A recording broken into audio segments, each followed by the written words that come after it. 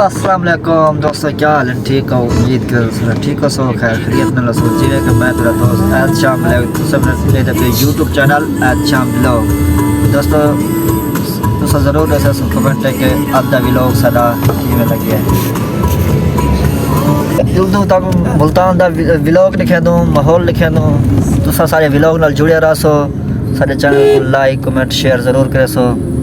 दोस्तें ना मोहब्बत हसन। बाकी सारा दोस्त मलिक इजाज़त मत जोया प्यार दोस्त सारा राना सुना होता राना साहब सारे भी बने सलाम करो सो। सही अस्सलाम भैया वालेकुम सुखे राना ये बीमार राना सनाउल्लाह मेरा दोस्त ये सब मुल्तान ट्रीट तक ही बना है खाना खवेना पे बाकी उर्दू तक वो अगुआ व्लॉग लिखे ना आवाज आ रहे बाबा वाटर क्या नहीं खंदर आना रहा